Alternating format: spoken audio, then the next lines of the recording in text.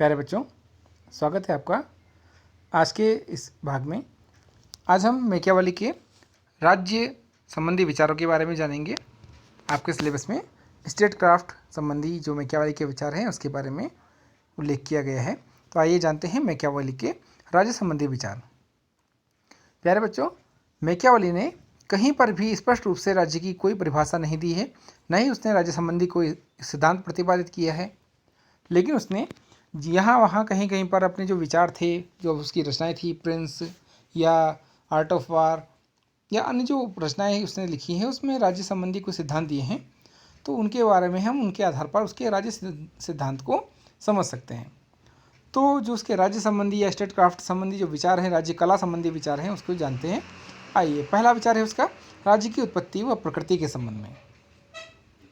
प्यारे बच्चों, आप सभी जानते हैं कि मैकियावेली ने कहा था कि जो मनुष्य है वो स्वार्थी किस्म का होता है और उसकी प्रकृति जो होती है वो लालची स्वभाव वाली होती है, आसुरी होती है और निरंतर वो व्यक्तिगत हित को प्राथमिकता देता है, जिसके कारण वो अरस्तु के समान राज्य को एक प्राकृतिक संस्था नहीं मानता। उसकी मान्यता अधिकांशतः जो हॉब्स थे उनसे मिलती जुलती है और वो हॉब्स के अनुसार एक समझौता सिद्धांत के अनुसार ही राज्य की उत्पत्ति मानता है। मैकियावेली मानता है कि राज्य एक मानवकृत और कृत्रिम संस्था है। ठीक उसी तरह से हॉब्स ने भी राज्य को मानवकृत और एक कृत्रिम संस्था माना है। हॉब्स के विचार भी लगभग इसी प्रकार थे, क्योंकि जिस समय हॉब्स का जन्म हुआ था उस समय आर्मेडा का एक युद्ध चल रहा था और हॉब्स तत्कालीन परिस्थितियों के आधार पर एक निरंकुश राजतंत्र की स्थापना करना चाहता था। राज्य की प्रकृति के संबंध में मैकियावेली ने जो विचार दिए हैं, उसने कहा है कि जो राज्य है वो अन्य सभी संगठनों से उच्च और श्रेष्ठ होता है। समाज के अन्य सभी संगठन उसी के अधीन कार्य करते हैं और उस राज्य के प्रति ही वो सभी उत्तरदायी होते हैं। किंतु राज्य किसी के प्रति भी उत्तरदायी नहीं होता, यानी कि राज्य जो होगा वो सर्वश्रेष्ठ होगा, बाकी संगठन राज्य के अधीन होंगे और वो सब राज्य को अपना स्वामी मानेंगे और राज्य उनके लिए सुविधाएं उपलब्ध कराएगा। राज्य ही एकमात्र ऐसा साधन होगा जिसके माध्यम से मानव कल्याण के सर्वोच्च लक्ष्य प्राप्त किए जा सकते हैं। यानी कि राज्य का कर्तव्य होगा कि वो व्यक्तियों के अधिकतम कल्याण के लिए कार्य करें। अतः व्यक्ति का कर्तव्य होगा कि वो राज्य की सेवा में हमेशा सदैव समर्पित भाव से कार्य करे और राज्य को अधिकतम अपने लक्ष्य को प्राप्त करने में सहायता करें। इसमें राज्य सर्वोच्च है और व्यक्ति गौण है। इसमें जो राज्य संबंधी दूसरे विचार हैं मैकियावेली के, उसके अनुसार राज्य के विस्तार की आवश्यकता। मैकियावेली ने हमेशा एक चीज़ पर जोर दिया है, निरंकुश राजतंत्र की ओर तथा मनुष्य की सक्रियता के बारे में। जो मैकियावेली था उसने कहा था कि राज्य जो होगा उसको हम दो भागों में बांट सकते हैं, एक होगा स्वस्थ राज्य और एक होगा अस्वस्थ राज्य। स्वस्थ राज्य हमेशा युद्धशील होगा, निरंतर संघर्ष में लगा रहेगा। इस कारण उसने एक कल्पना की कि जो स्वस्थ राज्य होगा वो हमेशा अपनी प्रकृति के लिए कार्य करता रहेगा और अपनी सीमाओं का निरंतर विस्तार करता रहेगा। जो अस्वस्थ राज्य होगा वो हमेशा अपने विस्तार की चेष्टा नहीं करता और वो सीमित क्षेत्र में बना रहता है, जिसके कारण वो सदैव कमजोर राष्ट्र की श्रेणी में आएगा। उसने इसके लिए रोमन साम्राज्य के पतन का उदाहरण देते हुए कहा कि जो रोमन साम्राज्य था उसके पतन का हमेशा एक ही कारण रहा है, क्योंकि वो एक समान बने रहना चाहता था, इसीलिए रोमन साम्राज्य समाप्त हो गया। मैकियावेली ने प्रिंस और डिस्कोर्सेस में इस बात पर बल दिया कि राज्य के जो अधिकांश प्रदेश हैं जिसको उसने अधिकृत कर लिया है, छीन लिया है या प्राप्त कर लिया है, उन प्रदेशों को निरंतर उसे बढ़ाते रहना चाहिए। अर्थात उसका साम्राज्यवाद में विश्वास था, अपने क्षेत्र का विस्तार करना। वस्तुतः मैकियावेली इटली के एकीकरण का एक लक्ष्य लेकर पैदा हुआ था और वो चाहता था कि इटली का एकीकरण हो, लेकिन वो एकीकरण करने में सफल नहीं हुआ, जिसका एकीकरण बाद में ज्यूसेप मैज़नी और गैरिबाल्डी ने किया। तीसरा जो राज्य संबंधी विचार है मैकियावेली का, उसके अनुसार मैकियावेली ने प्रिंस नामक एक रचना लिखी है। उसमें उसने यहाँ वहाँ स्पेन, फ्रांस, जो इंग्लैंड है या यूरोपीय राज्य थे, उनके बारे में उनकी शक्तिशाली राजतंत्रों की प्रशंसा की है और वो इसने उसी के अनुसार एक इच्छा व्यक्त की कि इटली के जो 5 भाग थे, फ्लोरेंस, वेनिस, नेपल्स, मिलान और रोम, उन सबको संगठित करके एक शक्तिशाली इटली की स्थापना की जाए। इसीलिए उसने शक्तिशाली इटली बनाने के लिए एक निरंकुश राजतंत्र की कल्पना की। जबकि वो निरंकुश राजतंत्र को उपयोगी नहीं मानता था, जो मैकियावेली है उसके विचारों में गणतंत्र ही सर्वश्रेष्ठ शासन व्यवस्था होती है। लेकिन क्योंकि जिस समय इटली का उसका मैकियावेली का जन्म हुआ, उसकी तत्कालीन परिस्थितियाँ अच्छी नहीं थी। उसने देखा कि लोगों का आचरण भ्रष्ट है, राज्यों की जो संपत्ति है उसमें असमानता पाई जाती है, गरीब निर्धनता बहुत ज़्यादा है तथा इटली में अव्यवस्था फैली हुई है, पोपों का शासन चल रहा है, पोप जो होते थे वो जनता का शोषण कर रहे हैं। तो ऐसी स्थिति में उसने राजतंत्र को ही सर्वोपरि शासन व्यवस्था माना।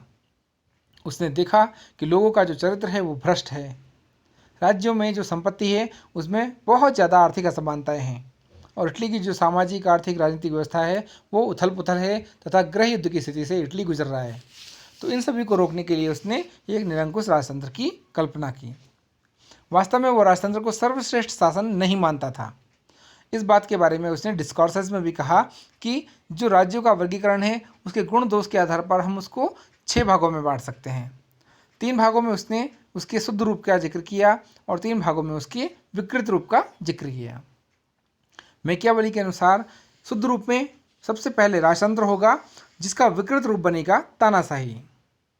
उसके बाद राजतंत्र की समाप्ति होगी और कुलीन लोगों के हाथ में सत्ता आएगी और कुलीन तंत्र की स्थापना हो जाएगी। लेकिन यह कुलीन तंत्र भी विकृत होगा और धनिक तंत्र या वर्ग तंत्र में परिवर्तित हो जाएगा। इसके पश्चात वैध प्रजातंत्र की स्थापना होगी, लेकिन बाद में यह भी भीड़ तंत्र या प्रजातंत्र में परिवर्तित हो जाएगा। तो इस प्रकार से जिस प्रकार से अरस्तु का वर्गीकरण था, लगभग वैसा ही वर्गीकरण मैकियावेली ने भी प्रस्तुत किया था। जो अगली विशेषता थी उसके राज्य की, उसने संप्रभुता संबंधी कुछ विचार भी दिए हैं, लेकिन स्पष्ट रूप से संप्रभुता की कोई परिभाषा उसने नहीं दी। आपको हम पूर्व में बता चुके हैं कि मैकियावेली का विचार था कि जो राजा होगा उसमें लोमड़ी जैसी चालाकी और शेर जैसा साहस होना अति आवश्यक है, तभी वह राज्य को ठीक प्रकार से चला सकेगा।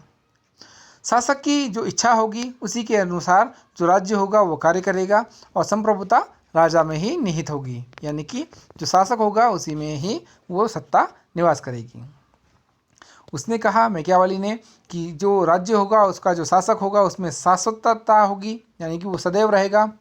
वो संप्रभुता किसी को दी नहीं जा सकेगी, अदेयता का गुण उसमें पाया जाएगा और संवैधानिकता का गुण भी इसी में पाया जाएगा, क्योंकि यही ही शासन को मजबूत बना सकता है। मैकियावेली की जो संप्रभुता है वो एकात्मक है, एक व्यक्ति में निहित है, वो लौकिक है, धरातल पर पाई जाती है, धर्मनिरपेक्ष और स्वतंत्र चेतना से युक्त है। इसी कारण मैकियावेली ने सीमित संप्रभुता की अवधारणा को जन्म दिया। प्यारे बच्चों, मैकियावेली ने विधि और विधि के निर्माण के संबंध में भी कुछ विचार दिए हैं। विधि के संबंध में मैकियावेली के विचार बहुत ही संकुचित हैं। मैकियावेली मध्यकालीन विचारों की तरह प्राकृतिक या दैवीय अधिकारों में या विधियों में विश्वास नहीं रखता। जिस प्रकार से हॉब्स, लॉक, रूसो इन अधिकारों में विश्वास रखते थे या लाइफ, लिबर्टी, प्रॉपर्टी के बारे में आपको बताया था, जॉन लॉक के विचार थे, उसमें मैकियावेली का विश्वास नहीं था। वो केवल नागरिक कानूनों की कल्पना करता था, जो कानून राजा के द्वारा या शासक के द्वारा बनाए जाएं। मैकियावेली के अनुसार राज्य की स्थापना से पूर्व कोई कानून या व्यवस्था अस्तित्व में वास्तव में नहीं थी। तो जब कानून ही नहीं था, व्यवस्था ही नहीं थी, तो जो कानून बनेंगे वो राजा की इच्छा के अनुसार तथा राजा के द्वारा ही बनाए जाएंगे, जिससे नागरिक विधियों के द्वारा ही प्राकृतिक अराजक व्यवस्था का अंत हुआ और समाज को एकता के सूत्र में बांधने का कार्य राजा ने ही किया। मैकियावेली के अनुसार विधि का जो स्रोत है वो शासन ही है और इसी प्रकार उसकी विधि संबंधी अवधारणा संकुचित लेकिन निश्चित रूप से वास्तविक रूप से यथार्थवादी है, क्योंकि जनता का सर्वाधिक हित केवल एक शासक ही कर सकता है। मैकियावेली ने राजा के आचरण के संबंध में भी कुछ कर्तव्य निर्धारित किए हैं। उसकी जो रचना है प्रिंस, उसके 18वें अध्याय में मैकियावेली ने उन सिद्धांतों का उल्लेख किया है जिसके आधार पर राजा को अपना आचरण करना चाहिए। राजा का आचरण कैसा होना चाहिए? सबसे पहला उसने व्यक्त किया है कि राजा को अधिक से अधिक शक्ति का अर्जन करना चाहिए। जो राजा है वो निरंतर साम्राज्यवाद का पोषक हो और अपने क्षेत्र को बढ़ाता रहे। शासक का मूल कर्तव्य बाहरी आक्रमण से अपने राज्य की सुरक्षा करना और आंतरिक क्षेत्र में शांति और व्यवस्था बनाए रखना भी होना चाहिए। मैकियावेली ने राजा को साम, दाम, दंड भेद को अपनाने की भी सलाह दी है। उसके अनुसार जो राजा होगा वो बहुत सद्गुणी होगा, जिससे जनता सद्गुणी समझे, लेकिन समय समय पर राजा को अपने राज्य को नियंत्रण में रखने के लिए साम, दाम और दंड भेद का भी प्रयोग करना चाहिए। लेकिन ये पालन तभी करना चाहिए जब उससे राज्य का हित होता हो।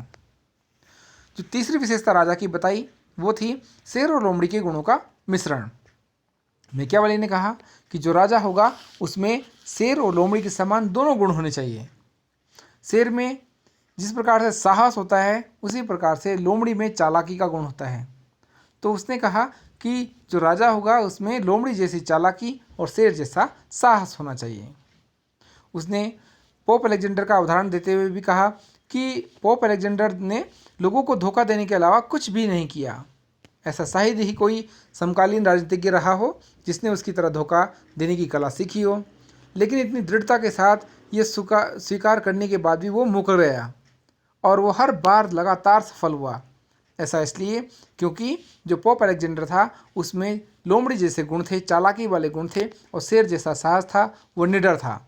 इसलिए राजा के अंदर शेर और लोमड़ी जैसे गुण होने चाहिए। मैकियावेली ने राजा के बारे में कहा, शासक के बारे में कहा कि शासक को क्रूरता का भी एक साथ प्रदर्शन करना चाहिए। मैकियावेली के अनुसार जब प्रिंस या राजा किसी राज्य पर अधिकार कर लेता है तो विजेता को सभी अत्याचार या क्रूरता का एक साथ कर लेना चाहिए। ये क्रूरताओं का सदुपयोग होगा। राज्य के लिए बड़े से बड़ा विश्वासघात किया जाना आवश्यक है, भले ये विश्वासघात बार बार क्यों ना किया जाए, इसके द्वारा क्रूरता का ही दुरुपयोग क्यों ना हो, लेकिन राज्य को शक्तिशाली बनाने के लिए शासक का क्रूर होना भी अति आवश्यक है। मैकियावेली राजा को राष्ट्रीय सेना का गठन करने का भी सुझाव देता है तथा एक शक्तिशाली सेना बनाए रखने की विचारधारा का प्रतिपादन करता है। मैकियावेली दूसरे राष्ट्रों से सहायता लेना या किराए की सेना लेने पर सख्त नाराजगी व्यक्त करता है तथा कहता है कि कभी भी किसी शासक को दूसरे देश की सेना को किराए पर नहीं लेना चाहिए, क्योंकि समय आने पर वो सेना अपने ही राज्य के खिलाफ विद्रोह कर सकती है। जो छठा बिंदु था, मैकियावेली के अनुसार कानूनों का कठोरतापूर्वक पालन करना चाहिए। राजा के द्वारा सामाजिक मामलों में किसी प्रकार की कमजोरी या निर्बलता नहीं दिखाई जानी चाहिए। उसे कठोरतम दंड की व्यवस्था करनी चाहिए जिससे लोगों में कानून का भंग करने पर सदैव दंड का भय बना रहे। जो सातवां था वो था सैनिक शक्ति का विस्तार और युद्ध की स्थिति को बनाए रखना। मैकियावेली ये मानता था कि शासक को हमेशा अपनी सैनिक शक्ति का निरंतर विस्तार करते रहना चाहिए। विस्तार करो या नष्ट हो जाओ, ये कहावत मैकियावेली ने शासक के लिए कही। उसके अनुसार यदि युद्ध जैसी स्थिति लगातार बनी रहेगी तो जो सैनिक होंगे वो निरंतर चौकन्ने होंगे और अपने राजा की और अपने राज्य की रक्षा करने के लिए सदैव तत्पर रहेंगे। इसके अलावा मैकियावेली ने राजा के आचरण से संबंध में एक और बात कही, वो था कि आज जो राजा है उसका आचरण भयमुक्त हो लेकिन घृणित नहीं होना चाहिए। ये बात वो पूर्व में भी कह चुका है कि राजा को शेर जैसा साहसी होना चाहिए, अर्थात वो निडर रहे। राजा को ऐसा होना चाहिए कि लोग उससे प्रेम भी करें और लेकिन थोड़ा भयभीत भी रहें। लेकिन यदि दोनों गुण एक साथ ही उसमें ना हो तो उसे एक को छोड़ना ही पड़े तो सबसे अधिक अच्छा होगा कि वो प्रेम करने के बजाय लोग उससे डरें। यदि जनता उससे डरेगी तो दंड के भय से जो शासन होगा वो स्थायी रूप से प्रभावी होगा और जनता किसी प्रकार का अनैतिक कार्य नहीं करेगी। जो नौवीं विशेषता है राजा के बारे में मैकियावेली के अनुसार वो था सम्मानपूर्ण आचरण। प्रत्येक राजा को दयालु होते हुए भी इस बात का ध्यान रखना चाहिए कि उसकी क्षमाशीलता का जनता लाभ ना उठाए। वो सदैव राजा कीर्ति प्राप्त करने के लिए प्रयत्नशील रहे और राजा को इस बात का भी ध्यान रखना चाहिए कि वो जो प्रजा है उसकी घृणा का पात्र न बन जाए। इससे बचने के लिए उसे अपने राज्य के नागरिकों को संपत्ति देनी चाहिए, उनसे संपत्ति छीननी नहीं चाहिए, उनके कल्याण में निरंतर वृद्धि करनी चाहिए तथा स्त्रियों का सतीत्व भंग नहीं करना चाहिए। इन दोनों कार्यों को करने से अधिकांश जनता सुखी और संतुष्ट रहती है। जो 10वीं विशेषता राजा के बारे में बताई वो था व्यापार और वाणिज्य का विकास करना। मैकियावेली के अनुसार राजा को व्यापार और वाणिज्य की उन्नति में निरंतर रुचि लेनी चाहिए तथा स्वयं इस चक्कर में नहीं पड़ना चाहिए। उसे ये उचित लगना चाहिए कि कृषि के विकास को निरंतर वो प्रोत्साहन दे तथा वाणिज्य, व्यवसाय, कृषि, उद्योग, रोजगार आदि के द्वारा देश को शक्तिशाली बनाए। राजा का एक गुण और मैकियावेली ने बताया वो था मितव्ययिता के साथ उदारता। मैकियावेली के अनुसार जो शासक होगा उसे मितव्ययी होना चाहिए, अर्थात कम खर्चीला होना चाहिए। राज्य के धन को भोग विलास पर या अनाप शनाप खर्च नहीं करना चाहिए। लड़ाई से प्राप्त होने वाला जो माल है उसे चुपचाप अपने कोष में न रखकर उदारतापूर्वक प्रजा और सैनिकों में उसे बांटना चाहिए। इससे प्रजा और सैनिक सदैव उसके प्रति वफादार बने रहेंगे तथा इससे राज्य का विकास होगा। मैकियावेली ने राजा के बारे में कहा कि उसे कला और साहित्य में भी रुचि होनी चाहिए। यदि वो संगीत का संरक्षक हो, कलाकारों का सम्मान करने वाला हो, गुणग्राहक हो, तो उससे राज्य की उन्नति होगी। इसके बारे में कहा भी गया है कि साहित्य संगीत कला विहीन साक्षात पशु पुच्छ विषाणहीन, अर्थात साहित्य संगीत और कला से विहीन व्यक्ति हमेशा एक पशु के समान होता है जिसमें केवल पूंछ दिखाई नहीं देती। तो राजा के बारे में एक और बात उन्होंने कही मैकियावेली ने कि राजा को हमेशा अपने चापलूसों से दूर रहना चाहिए। ऐसे मंत्री और सलाहकार जो उसे हमेशा चापलूसी वाली बातें करें उनसे दूर रहना चाहिए और राज्य को हमेशा उन्नति की ओर ले जाना चाहिए। राजा में निपुणता और योग्यता को भी प्रोत्साहन देने वाला गुण होना चाहिए। जो राज्य में योग्य व्यक्ति हों उनको समय समय पर उपाधियां पुरस्कार प्रदान करते रहना चाहिए तथा जो व्यक्ति राज्य को हानि पहुंचाए उन्हें दंड देने का भी अप्रिय कार्य उसे करना चाहिए। मैकियावेली राजा के बारे में कहता है कि राजा को सदैव शक्ति संतुलन भी बनाए रखना चाहिए। शक्ति संतुलन बनाने के लिए राजा को अपने जो पड़ोसी राज्य हैं उनके साथ एक मैत्री अपनानी चाहिए तथा पड़ोसी राज्यों के साथ आवश्यकता पड़ने पर संधि भी करनी चाहिए, लेकिन इस प्रकार की संधि में न बंधे कि उससे उसका जो कार्य है, विकास है, वो हस्तक्षेप होने से बाधित होने लगे। प्यारे बच्चों, अंत में मैकियावेली कहता है कि राजा को नैतिक अनैतिक, उचित अनुचित, धार्मिक अधार्मिक सभी उपायों के प्रयोग की अनुमति देते हुए इस बात पर बल देता है कि राजा का अंतिम उद्देश्य राज्य की प्रगति और समृद्धि है तथा राज्य की प्रगति के लिए, इस उद्देश्य की प्राप्ति के लिए राजा को हमेशा ऐसे उपाय तथा न्यायसंगत कार्य करने चाहिए जिससे राज्य की प्रगति हो। मैकियावेली ने राजा के आचरण और कर्तव्य की धारणाओं को देखते हुए उसके बारे में एक कथन बिल्कुल सही कहा जिसे हम बार बार दोहरा रहे हैं कि राजा में शेर जैसी वीरता या साहस होना चाहिए तथा लोमड़ी जैसी चालाकी होनी चाहिए। यदि संभव हो तो राजा को समय समय पर दोनों का मिश्रित रूप का प्रयोग भी करना चाहिए। तो इस प्रकार से प्यारे बच्चों, आप सभी समझ गए होंगे कि जो मैकियावेली है उसने अपने स्टेट क्राफ्ट या राज्य के जो विस्तार के संबंध में या राज्य की उत्पत्ति के संबंध में जो सिद्धांत दिया वो कहीं पर भी स्पष्ट रूप से लिखित नहीं है, लेकिन फिर भी यहाँ वहाँ प्रिंस डिस्कॉर्सेस, आर्ट ऑफ वार जो उसकी रचनाएं हैं उसमें राजा संबंधी विचार देखने को मिलते हैं तथा उसकी कल्पना इटली को एक शक्तिशाली राज्य बनाने पर केंद्रित थी।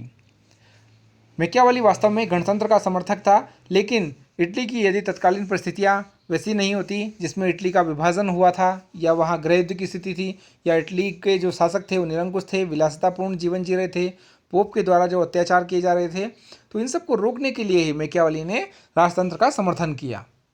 यदि उसकी परिस्थितियाँ कुछ और होती तो शायद मैकियावेली गणतंत्र का समर्थक होता। तो आशा है आपको आज का ये जो वीडियो है ये पसंद आया होगा और मैकियावेली के जो स्टेट क्राफ्ट संबंधी विचार हैं, राज्य संबंधी विचार हैं, उससे आपको लाभ होगा। अगर आपको ये वीडियो पसंद आए तो इसे लाइक शेयर सब्सक्राइब जरूर कीजिएगा। आज के लिए इतना ही। नमस्कार।